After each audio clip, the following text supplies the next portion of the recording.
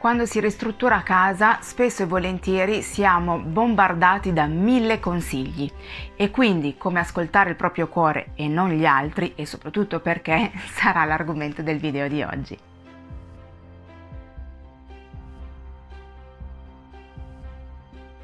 Se stai pianificando qualche cosa, qualunque cosa sia, stai pur certa che le persone che hai intorno avranno la loro opinione al riguardo e saranno ben felici di fartelo sapere. Questo quindi vale anche se stai ristrutturando casa. Parti tutta entusiasta, con 1000 idee, già ti immagini come sarà e pian piano tutti ti distruggono i tuoi sogni con se fossi in te, io al posto tuo, questo però lo farei diversamente. Spesso e volentieri ti danno un suggerimento per una parte, un elemento, senza conoscere tutto il resto del progetto e soprattutto non sanno perché sei arrivato a fare una determinata scelta.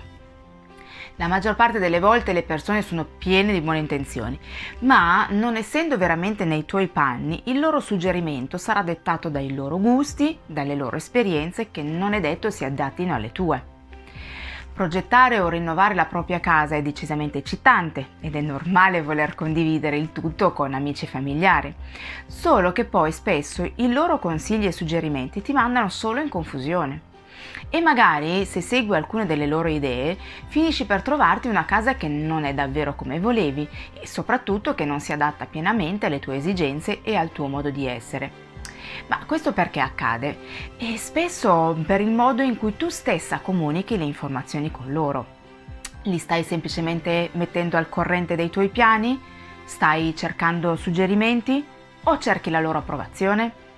Il come dici loro le cose farà una gran differenza nel modo in cui recepiranno queste stesse cose e di conseguenza nel modo in cui ti risponderanno. Ora, se la tua intenzione è solo comunicativa, per metterli a conoscenza di quello che stai facendo e condividere la tua gioia, devi mostrare i tuoi progetti come se tutte le decisioni fossero già state prese. Se sarai sicura delle tue idee, gli altri saranno propensi a sostenere la tua visione e a condividere la tua gioia, senza intromissioni o comunque con intromissioni meno invasive. Quando poi dovessero ugualmente darti il loro punto di vista, tu accoglilo, ragionaci su e valuta se è davvero una cosa che si adatta a te, alla tua persona e alle tue esigenze. Se così non fosse, passa oltre senza esitazioni. Ricorda che sei tu che devi vivere in quella casa e non loro. Se invece hai dei dubbi su qualche parte del progetto e gradiresti ricevere consigli validi, non chiedere a tutti, ne usciresti più confusa che mai. Cerca invece qualcuno che sia più simile a te, che ti conosca, che conosca i tuoi gusti, le tue esigenze e vedrai che ti darà un consiglio ponderato che davvero ti potrà essere utile. Ma anche in questo caso, benché il suggerimento sarà più improntato su di te, non prenderlo per oro colato. Valutalo in ogni dettaglio per essere sicuro che davvero si adatti alle tue esigenze. Se no, non avere il timore di modificarlo.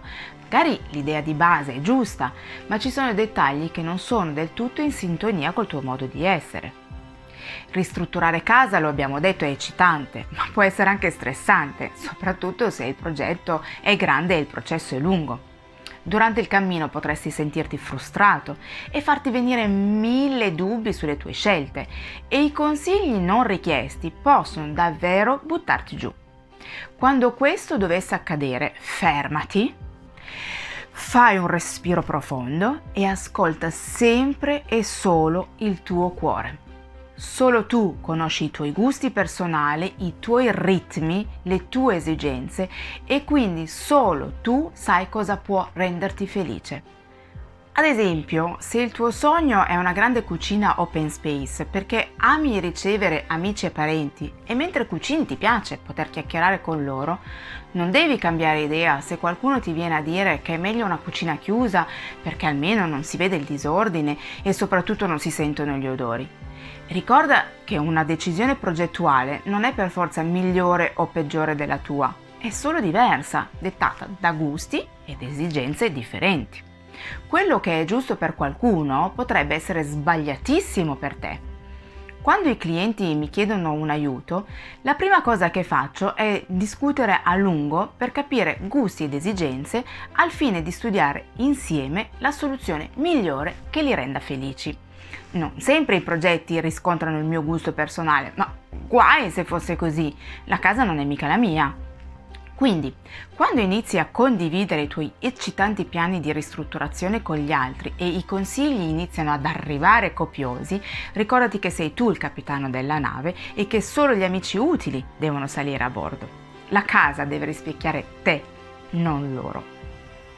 Se l'argomento di questo video ti è piaciuto, fammelo sapere con un like o magari con un commento e non perderti il prossimo.